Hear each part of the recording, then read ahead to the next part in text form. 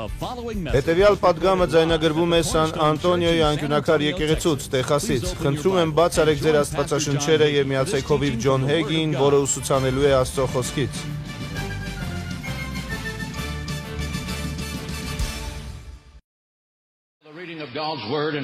Բացեք ձեր աստվածաշնչերը Եբրայեցի 9-րդ գլխի 27-րդ խոսքը, այսօր խոսելու ենք դատաստանի օրվա մասին։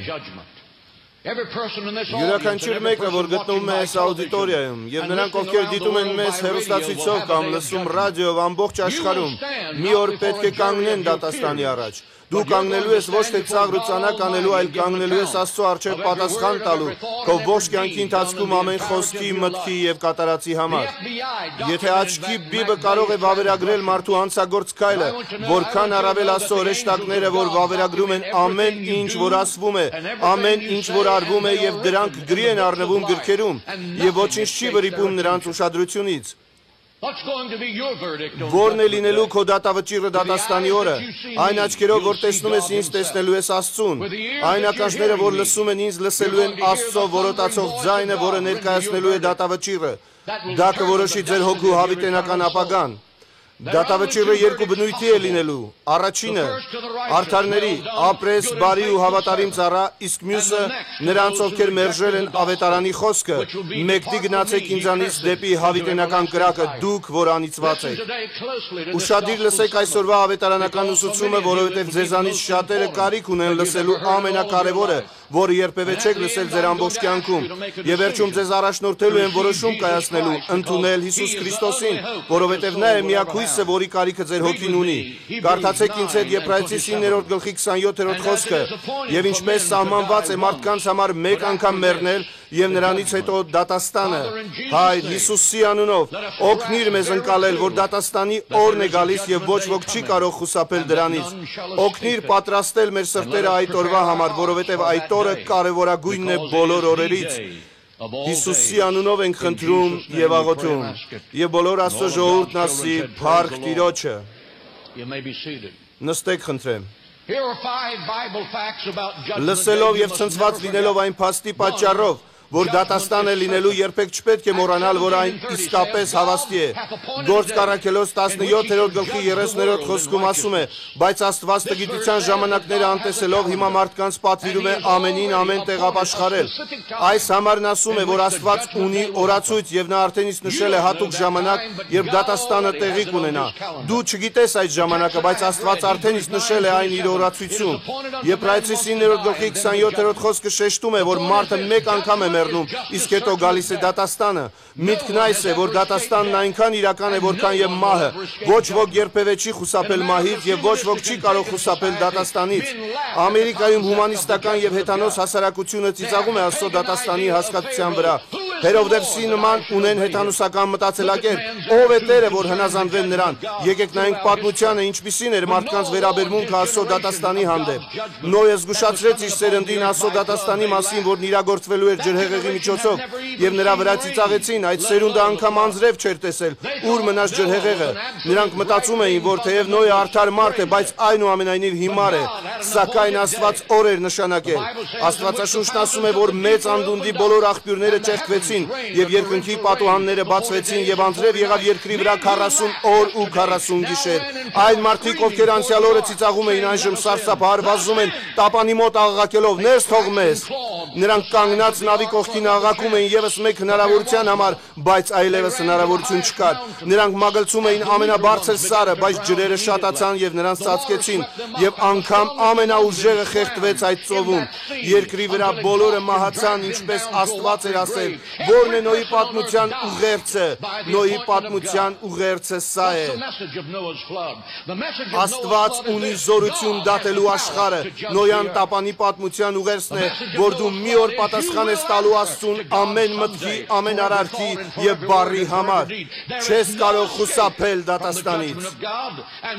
Եվ վերջապես տապանը միակ միջոցն է դատաստանից խուսափելու համար։ Եվ Հիսուս Քրիստոսն է միակ փրկության տապանը, միակ միջոցը, որի շնորհիվ կարող ենք դատաստանից խուսափել։ Աստվածաշունչն ասում է ամեն ծունկ պիտի ծռվի եւ ամեն լեզու պիտի դավանի։ Հարցն այն չէ, որ ծնկի ես գալու, հարցն այն է, թե երբ ես ծնկի գալու։ Դու ծնկի կգաս այսօր, թե դատաստանի օրը ես հավաստիացնում եմ, որ ձեր ծնկի գալն անխուսափելի է։ Ողբի օրերում միասեռականները ծիծաղում էին նրա վրա, երբ ասում էր նրանց Աստծո գալիք դատաստանի մասին։ Այն միտքը, որ ամենակարող դատավորը դատելու էր նրանց իրենց մեղսալի կյանքի համար, նրանց թվում էր անհիմն, բացարձակ անմիտ, ուղղակի ահազդու մի դատարկախոսություն։ Հետո երկնքից ծծումբ ու կրակ սկսեց տեղալ եւ ծիծաղը դադարեց։ Նրանք սարսափահար փախչում էին Աստծո երեսից թաքնվելու, բայց ոչ մի տեղ չգտնվեց եւ նրանք մեռան այդ օրը։ Դատաստանի օրը եկավ այնպես, ինչպես Աստված էր ասել։ Judgment day came just like God said it would come. Երեմիայի օրերում Երուսաղեմի ժողովուրդը ծիծաղեց, երբ լսեց, թե Նաբուզարդանը Երուսաղեմն ու տաճարը կավերի եւ Աստծո պատիժը կգա նրանց վրա իրենց անօրենությունների համար։ Նրանց ծիծաղը փոխվեց սարսափի եւ արցունքների։ Նաբուզարդանը ներխուժեց Երուսաղեմ եւ ավերեց ամեն ինչ եւ գերի տարավ ժողովրդին, այրեց տաճարը եւ ավերեց Երուսաղեմը։ Դատաստանի օրը եկավ ճիշտ այնպես, ինչպես Աստված Երեմիայի միջոցով էր ասել։ Աստված մեզ տվել է բացարձակ ապացույց, որ դատաստանի օրը գալիս է։ Սրա համար կարևոր երաշխիք է Հիսուս Քրիստոսի հարությունը։ Աստվածաշունչն ասում է, Աստված արդարությամբ կդատի աշխարհը, եւ հարություն տալով Հիսուսի մեռելներից նա ապահովագրել է բոլոր մարդկանց։ Աստված ասում է, անկասկած հարությունը տեղի ունեցել, որ անհնարին էր թվում մարդկային մտքին։ Դատաստանի օրը տեղի կունենա։ Այսօր մարդիկ ընտրում են գուշակներին լսել, քան հավատալ նրա հարությանը, բայց թույլ տվեք ներկայացնել ավելի քան 500 վկաների, որոնք այս առավոտ վկայակոչված են ապացուցելու հարությունը նրա։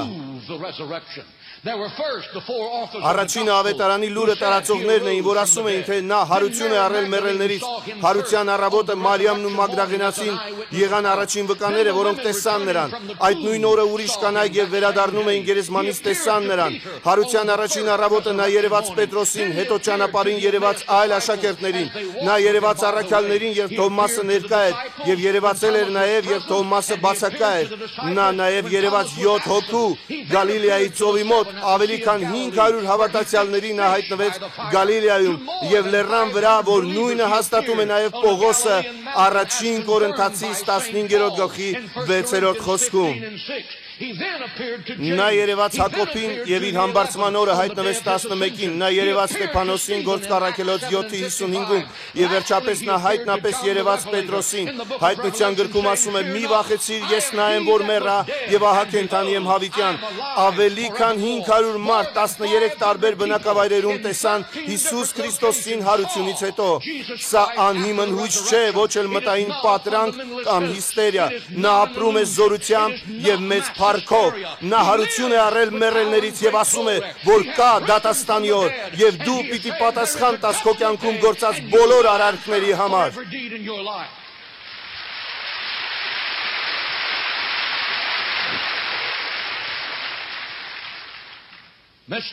Պարոն,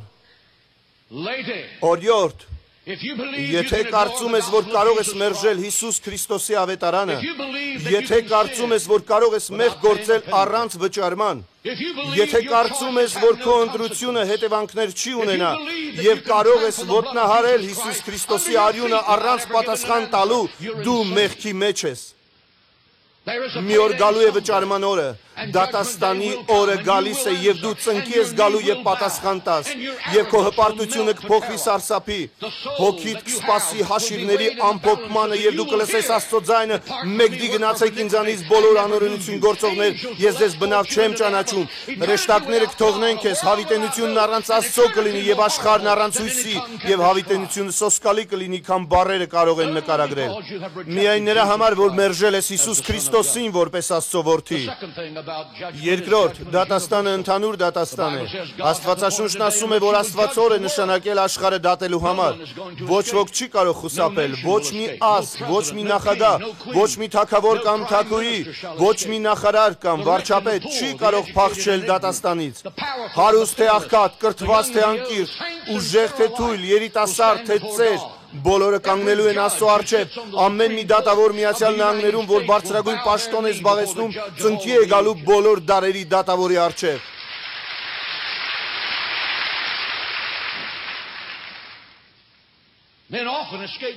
Մարդիկ հաճախ խուսափում են արդարադատությունից։ Շատ գողեր երբեք չեն ձերբակալվել, շատ մարդասպաններ երբեք չեն դատապարտվել։ Փաստացիորեն հիմնականում մեծամասնությունն ազատ է արձակվում։ Շատ ստախոսներ, բամբասողներ եւ բախտագուշակներ երբեք չեն բացահայտվել եկեղեցում։ Շատ ամուսիններ, որ դավաճանում են միմյանց, շատերը, որ շնություն են գործում, պոռնոգրաֆիայով զբաղվում եւ հասարակության մեջ ապրում հարգանք վայելելով չեն բացահայտվել, բայց ցանկանում եմ իմանալ, որ դուք փշոտ օր եք ծնում։ Օր, որը ձեր օրենքը ետ բերել չի կարող, օր, որ փողով այն չեք կարող գնել, ինչ ես պատասխան տալու ամենակարող Աստծուն դատաստանի օրը։ Եվ Պողոսը հարցնում էր, ինչպես պետք է խուսափենք դատաստանից, եթե մերժենք մեծ փրկությունը, պատասխանը միանշանակ է, չենք կարող խուսափել, դու արդեն իսկ բռնված ես։ Երրորդ դատաստանը անհատական է, Հռոմեացիս 14:12 խոսքն ասում է, ուրեմն մեզանից ամեն մեկը իր անձի համար պիտի հաշիվ տա Աստծուն։ Դու Աստծո առջև չես կանգնելու քո ընտանիքով, դու չես կանգնելու եւ ասես, բայց իմ հայրը սա է արել, իմ մայրը սա է արել, իմ քարոզիչը կամ իմ առաջնորդը սա է արել։ Դու պատասխան ես տալու քեզ համար։ Դու պատասխան ես տալու քո տեղը, դու պատասխան ես տալու Հիսուս Քրիստոսին չընդունելու համար։ Եվ Հիսուսն ասում էր, նա որ ինձ հետ չի, հակառակը ինձ։ Հակոբոսն ասում է, նա որ սիրում է աշխարհը, Աստծո թշնամին է, դու պատասխան ես տալու Աստծո խոսքը մերժելու համար։ Դու որպես եկեղեցու անդամ պատասխան ես տալու, որ անհավատարիմ ես եղել Աստծուն քո կյանքով։ Աստվածաշունչն ասում է, հիշիր շաբաթ օրը եւ այն սուրբ այր, դու պատասխան ես տալու հակառակության համար։ Նայիր այսօրվա քրիստոնյաներին, որոնք այնքան անտարբեր են, որ դու Աստծո զավակ ես, դու պատասխան ես տալու Աստծո տված այն շնորհների ու տաղանդների առումով, որոնք երբեք չես գործադրել Աստծո թագավորության համար։ Դու պատասխան ես տալու ժամանակի ամեն մի ցենտի համար, որ գողանում է իր Աստծո թագավորության զոհաբերությունից եւ տասանորդից։ Պատասխան ես տալու ամեն մի խոսքի, բամբասանքի դատելու համար, որ արել ես ընդդեմ հավատացյալի։ Դատաստանն Աստծունն է եւ դու չես որակավորողը։ Ձեզանից շատերը շատ կուրախացնեին, եթե միայն հնազանդվեին կամ էլ իրենց գործով զբաղվեին։ Բամբասողները, բախտագուշակները, զրպարտողները քայլելու են դժոխքի կրակների մեջ, մարդասպանների, միարսեռականների, հափշտակողների հետ։ Աստվածաշունչն ասում է, Աստծո որդին գալու է փառքով իր հոր սուրբ հրեշտակների հետ եւ ամեն մարդու հատուցելու է իր գործերի համեմատ։ Աստված դատելու է քեզ քո արած եւ չարած գործերի համար։ Դու պատասխան ես տալու, թե որտեղ ես հիմա, բայց որտեղ պետք է լինեիր, եթե հնազանդվեիր Տիրոջը։ Աստծո դատաստանն անփոփոխ է։ Այն բեկման ենթակա չէ, փոփոխություններ չեն լինելու։ Քո վերջին շունչը կտաս այստեղ եւ հետո այնտեղ կլինի քո առաջին շունչը։ Հիսուսն ասաց գողին խաչապայտի վրա, այսօր նա ինձ հետ դրախտում կլինի։ Լուկասի 16:24 խոսքն ասում է, հարուստ մարդը դժոխքից աղաղակեց եւ ասաց. Հայր Աբրահամ, ինձ ողորմիր եւ Ղազարոսին ուղարկիր, որ իր մատի ծայրը թրջի ջրով եւ իմ լեզուն հովացնի, որովհետեւ այս կրակի ոցի մեջ տանջվում եմ։ Աբրահամն էլ ասաց, որքյակ հիշիր, որ դու ընդունեցիր քո բարիքը կյանքում եւ հիմա սա այստեղ մխիթարվում է, իսկ դու տանջվում ես։ Եվ ի վրա այս ամենայնի մեր եւ ձեր մեջ մեծ անդունդ է հաստատված, որ այստեղից ձեր մոտ անցնել ուզողները չկարողանան եւ ոչ էլ այդտեղից մեզ մոտ անցնեն։ Երբ առանց Աստծո քայլ ես անում հավիտենության մեջ, հազարավոր քարոզիչներ եւ միլիոնավոր սուրբերի աղոթները չեն կարող օգնել քեզ։ Աստվածաշունչն ասում է, որ կանգնելու ենք Աստծո դատաստանի աթոռի առջև։ Սա մի դատաստան չէ, որ վարելու են կաշառակեր դատավորները։ Սա դատաստան է միակ դատավորի առջև, որը չի կաշառվում եւ որի մեջ անարդարություն չկա, եւ դու կդատվես Աստծո խոսքով եւ Աստծո խոսքի ճշմարտությամբ։ Եվ միգուցե հիշենք մի մարդկային արտահայտություն, թե որն է ճշմարտությունը, բարի ասեմ, որ ճշմարտությունն այն չէ, որը ես եմ բացատրում, ճշմարտությունն այն չէ, ինչ դու ես մտածում, ճշմարտությունն այն չէ, որ սովորեցնում են աշխարհիկ հումանիստական համալսարաններում։ Աստծո խոսքն ասում է, որ նրա խոսքն է ճշմարտությունը։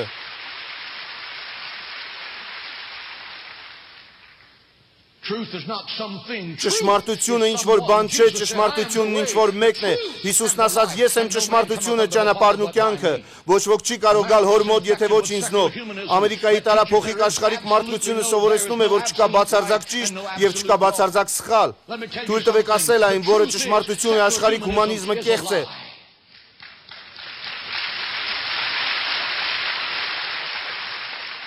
Մարդն Աստված չէ, մարդն իր հավատքի ուսուցիչը չէ։ Դուք չեք կարող անգամ շնչել առանց Աստծո թույլտվության։ Ճշմարտությունն այս է, մարդը մահանում է,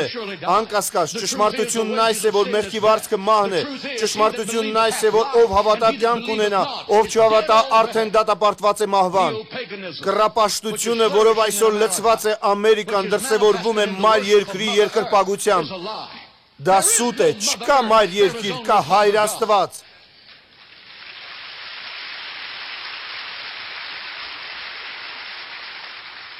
Չկա այնպիսի զորություն, որը թափանցի բյուրեղապակու միջից։ Միակ զորության աղբյուրը Աստծո գառան Հիսուս Քրիստոսի աշխարհի լույսի եւ փառքի Տիրոջ մեջ է, եւ նա է միակը, որ արժանի է փառքի եւ երկրպագության։ The feminist movement is a lie. Ֆեմինիզմը խաբկանք է եւ այն հարձակվում է ճշմարտության վրա։ Հիմա այդ շարժումը նոր Աստվածաշունչ է հորինել, որտեղ Հայր Աստծուն բոլոր համարներում մայրացնում են եւ աղոթում են Աստծուն որպես մայր, որ երկնքում է։ Այդ Աստվածաշնչի տպագրումը պարզապես ժամանակի կորուստ է։ Տպագրողը կարող է փոխել նախադասությունները, օրենսդիրը դատարանով կարող է փոխել քո անունը, բայց իրականությունը սա է, ոչ մեկ եւ ոչինչ չի կարող փոխել ճշմարտությունը։ Իսկ ճշմարտությունը սա է, Աստված է մեր Հայրը, նա այրանման է, նա է տիրում, նա է մեր Հայրը, որ երկնքում է։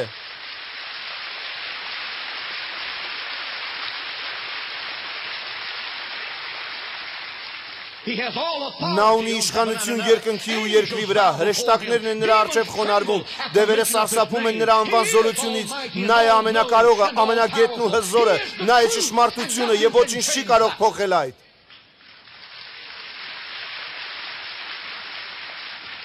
On Judgment Day, Դատաստանի օրը դու կդատվես Աստծո խոսքի ճշմարտությամբ եւ ոչինչ չի օգնի քեզ։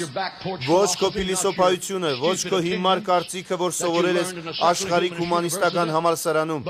այլ միայն Տիրոջը ճանաչելը իր խոսքի միջոցով։ Դատաստանի նպատակն է բացահայտել այն, ինչը գաղտնի է։ Աստվածաշունչն ասում է բացահայտել ծածուկ գործած մեղքը։ Հռոմեացիս 2:16 խոսքում ասում է. Այն օրը, որ Աստված մարդկանց ծածուկ բաները կդատի իմ ավետարանի համեմատ Հիսուս Քրիստոսի ձեռքով։ Միգուցե չգիտես թաքնվածը, բայց Աստված գիտի որտեղ է այն։ Այսպիսով դա գաղտնիք չէ։ Աստված ասում է, ես սպասում եմ դրանց Երևան գալուն, քանի որ աղաղակելու եմ այդ ծածկերի դեմ։ Դատաստանի օրը բոլոր թաքնված մեղքերը կբացահայտվեն։ Այն ինչ ծածուկ էր եւ կատարվել էր փակ դռների ետևում, եւ որ կարծում ես, թե ոչ ոք չգիտի, Աստված ասում է, ես սպասում եմ այն օրվան, երբ քեզ կմերկացնեմ։ Չկա ոչ մի գաղտնիք։ Միգուցե կարծում ես, թե թաքցրել ես, բայց Աստված գիտի դրանց տեղը։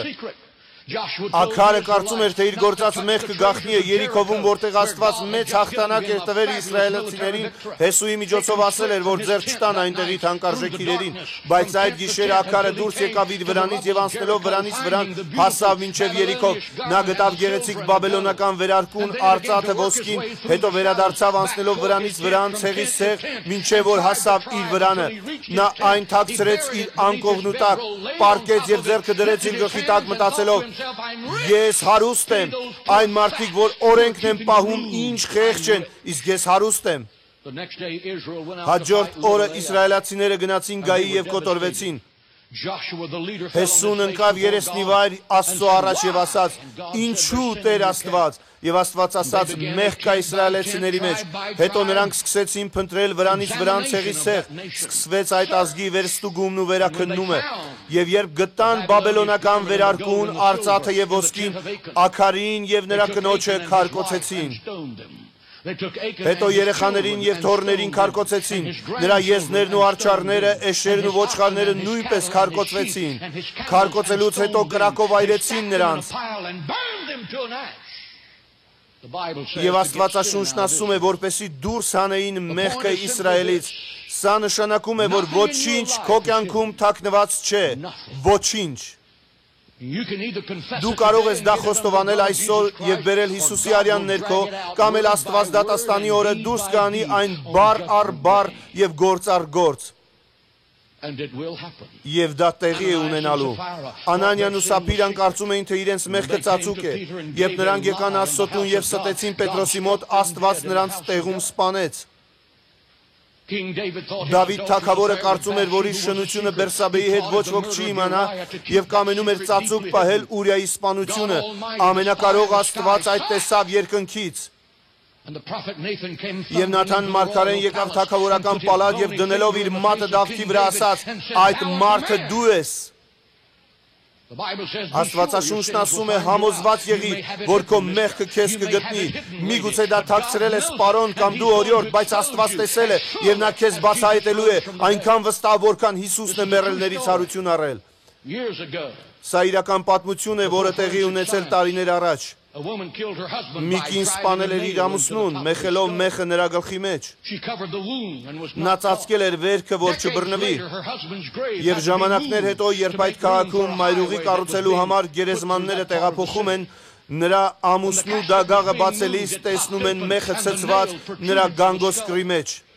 Դատական պաշտոնյան վերցնում է մեխը եւ այն իր ձեռքին գնում սպանվածի կնոջ տուն, բացում է դուռը մեխը ձեռքին եւ ոչինչ չի ասում, կինն աղաղակում է Աստված իմ Աստված, ես բռնվեցի։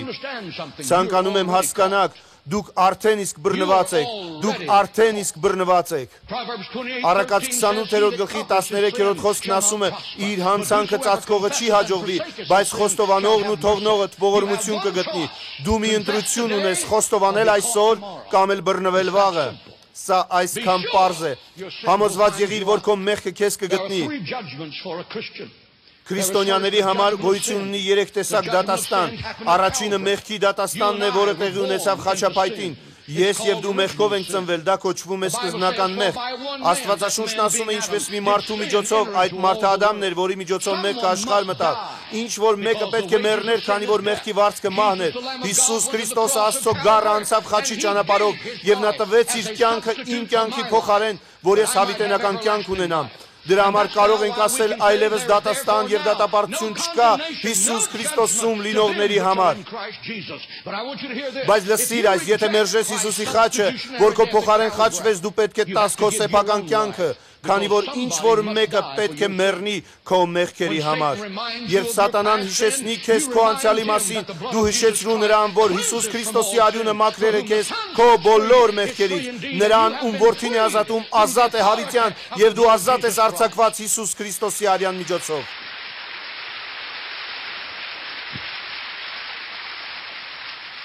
Երկրորդ դատաստանը հավատացյալների համար սեփական անձի դատաստանն է։ Լսիր այս, քանի որ այն հազվադեպ ես լսում։ Առաջին Կորինթացիս 11-րդ գլխի 31-րդ խոսքն ասում է, որովհետև եթե մեր անձերը դատեին, չէինք դատապարտվի։ Սա նշանակում է, եթե մեղք գործես, խոստովանիր։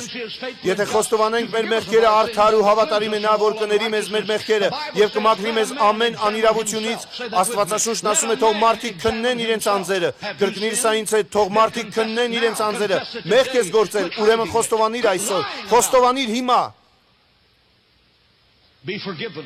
Կարող ենք թաքցնել, սուտ խոսել, բայց Տեր ների, նոր արարած դարձրու ինձ Հիսուս Քրիստոսում, նոր անուն, նոր էություն, նոր վերաբերմունք, նոր սիրտ, նոր կյանք ունեցիր, նոր Երուսաղեմում այս ամենը հնարավոր է։ Եկեք դադարենք խաղալ այս հիմար կրոնական դերը եւ մաքրիր հոգիդ կյանքիդ մեջ թաքնված տառապանքից։ Աստված այն դուրս կհանի, որ երկրի վրա ապրող ամեն մարդ տեսնի։ Եթե ես կարողանայի նկարահանել այն ամենը, ինչ մտածել եք այս շաբաթվա ընթացքում եւ դնեի այն մի բարձր տեղ, ձեզանից մի քանիսը սարսափած դուրս կփախչեին ետևի դռնով, բայց ասում եմ ձեզ, որ ամենակարող Աստված գիտի ողջ կյանքի ընթացքում ձեր խորհած մտքերը եւ դատաստանի օրը, եթե դրանք Հիսուս Քրիստոսի արյան ներքո չեն եղել, ամեն մարդ արարած կտեսնի այն։ Հավատացյալի համար երրորդ դատաստանը դա Քրիստոսի դատաստանի աթոռն է։ Առաջին Կորինթացիս 3-րդ գլխի 11-րդ խոսքն ասում է, որովհետև ոչ ոք ուրիշ հիմք չի կարող դնել, քան դրված է, որը Հիսուս Քրիստոսն է։ Եթե մեկն այս հիմքի վրա շինի ոսկի արծաթ ազնիվ քարեր, փայտ խոտ եղեք, ամեն մեկի գործը պիտի հայտնվի, որ օրը ցույց կտա, որովհետև կրակով պիտի հայտնվի եւ ամեն մեկի գործը, թե ինչպես է կրակը կփորձի։ Այստեղ 3 կետ կա, որ պետք է հիշեք։ Առաջինը դատաստանի օր է լինելու, քո գործերը կրակով կփորձվեն, եւ երրորդ, այն կդրսևորվի։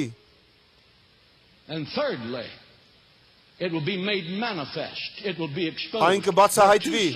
երկու տարբերակ կա, կամ դրանք կայրվեն, կամ էլ կայուն կմնան։ Ոսկին, արծաթը եւ թանկարժեք քարերը որքան շատ են տաքանում, այնքան ավելի են մաքրվում։ Աստված դատաստանի օրը կկարողանա կշռել քո շարժառիթները, ինչու է սարել եւ ինչ է սարել։ Շատերը տեք շատ բաներ անում, բայց ո՞րն է դրանք անելու շարժառիթը։ Դատաստանի օրը քո շարժառիթները կբացահայտվեն։ Դատաստանը հավատացյալների համար է լինելու։ Աստված ասում է քո գործերը այրվելու են։ Քո հոգին կփրկվի, բայց ծխացված դուրս կգաս դու այնտեղից։ Դու գեներալից կիջնես շարքայինի աստիճանի մի գիշերվա ընթացքում։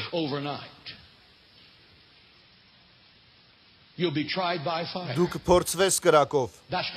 Այսպիսին է Աստծո դատաստանի աթոռը։ Վերջին դատաստանը Աստվածաշնչում Աստծո մեծ սպիտակ աթոռի մոտ է լինելու։ Հայտնության 20-րդ գլխում ասվում է. «Եվ տեսա սպիտակ մեծ աթոռ, եւ նրա վրա նստողին, որի երեսից երկինքն ու երկիրը փախան, եւ տեսա մեռելները մեծ եւ փոքր կանգնած աթոռի առջև»։ Սա վերաբերվում է պաշտոն չզբաղեցնող մարդկանց եւ նախագահներին, կանգնած Աստծո առաջ, եւ գրքերը բացվեցին։ Հոգնակյով գրքերը բացվեցին եւ մի ուրիշ գիրք էլ բացվեց, որը կյանքի գիրքը։ Աստված գիրք է պահում, որտեղ գրառումներ է կատարվում։ Լսեք այս, առաջին դատաստանը մեղքի դատաստանն է խաչի վրա, երկրորդ դատաստանը Քրիստոսի աթոռի առջև, երրորդը ազգերի դատաստանն է, որ դատվելու են մարդիկ հրյա ժողովրդին դատապարտելու համար, չորրորդ դատաստանը տեղի ունենալու սպիտակ մեծ աթոռի առջև, հավատացյալներն են գալու Քրիստոսի դատաստանի աթոռի առջև, նրանք ովքեր մերժել են ավետարանը կանգնելու են մեծ սպիտակ աթոռի առջև դատաստանի համար, երկնքի ու երկրի միջև հաղորդակցություն է լինելու, քանի որ այս ժամանակ Աստված երկիրը վերականգնելու է, եւ կլինի այնպես, ինչպես սկզբում, եթե մի պարտեզն էր, մեծ սպիտակ աթոռի առջև տեղի ունեցող դատաստանի նպատակն է, որ մեղավորները կարգ ու կանոնով դատապարտվեն, դու դատապարտվելու ես։ Աստվածաշունչը նկարագրում է այս դատաստանի մասին, որ այնտեղ կլինի լաց ու ատամների կրճտոց։ Հիմա մտածեք դրա մասին, միլիոնավոր մարդիկ շարունակաբար գոռում են, գոչում, ատամներ են կրճտեցնում, ինչու, որովհետև դժոխքում են։ Նրանք շարունակաբար մեղանչել են, հետո տարվել կրակելիչ։ Դատաստանի աստիճանը որոշվելու է մեծ սպիտակ աթոռի դատաստանի ժամանակ։ Օդաչուն կգա, Հերովդեսը կերևա, Հիտլերն է գալու, ամեն աբորտ անող, ամեն շնացող, գող, ստախոս, բամբասող, ամեն անարդար քաղաքագետ կգա ու կկանգնեն բոլոր դարերի դատավորի առջև։ Ամեն դատավոր եւ ամեն օրինապահ, որ արդարադատ չի եղել, կանգնելու է, եւ ամեն քարոզիչ, որ քարոզել է Աստծո խոսքը, առանց զորության ընկնելու է Աստծո գահի առջև։ Աստվածաշունչն ասում է, երկու գրքեր կան այնտեղ, Գառնուկի կյանքի գիրքը եւ արձանագրությունների գրքերը։ Հիսուսն ասաց իր առաքյալներին. «Մի ուրախացեք, որ կարողանում եք դևեր հանել, բայց ուրախացեք, քանի որ ձեր անունները գրված են կյանքի գրքում»։ Արձանագրությունների գրքում գրանցված են ամեն միտք, ամեն արարք, ամեն գործ, ամեն խոսք եւ ամեն ինչ, որ մտածում եք։ Կարծում եք Աստված մոռացել է ձեր մեղքերը, սխալվում եք։ Նա ոչինչ չի մոռացել։ Ովքեր չեն գտնում Հիսուս Քրիստոսի արյան ներքո, նրանք այնտեղ կլինեն հավիտյան։ Բայց եթե քո մեղքերը Հիսուս Քրիստոսի արյան ներքո են, Աստված ասում է, նրա մեղքերը ես այլևս չեմ հիշում։ Դատաստանը, որ լինելու է մեծ սպիտակ աթոռի առջև, կյանքի մի հատված չէ բանտում։ Բանտային կյանքը շատ ավելի հեշտ կլիներ, բայց դա մի ամբողջ հավիտենություն է լինելու կրակի լճում։ Կրակելիճը ինչպես մի քաղաք է աննկարագրելի տառապանքներով, կտեսնեն կյանքի գետը, որ հոսելու է Աստծո գահի կողքով, մի քաղաք, որտեղից գիշեր ու զոր կլսվեն աղաղակի ձայներ, հավիտենություն, որ վերջ չունի, կնայեն այն քաղաքին, որտեղից Աստծո սուրբերը Երևան հավաքված Աստծո գահի շուրջ, որոնք ունենան բացարձակ խաղաղություն։ Դա մի քաղաք է կրակի լճում, որտեղից սպանողները, ստախոսները, գողերը, թալանողներն ու ավազակները կնայեն Իսահակին, Աբրահամին, Հակոբին, Աստծո սուրբերի քաղաքին։ Աստվածաշունչն ասում է, ում անունները գրված չեն լինի կյանքի գրքում, կգցվեն կրակի լիճը։ Հարցը սրանում է կայանում, որտեղ ես դու լինելու, որովհետև դու լինելու ես այս երկու վայրերից որևէ մեկում։ Հետո մարդիկ կասեն, քարոզիչ, մենք չենք հավատում դժոխքի գոյությանը, դա շատ վատ է, քանի որ դժոխքը իրական է եւ դու դեռ այդ ուղու վրա ես։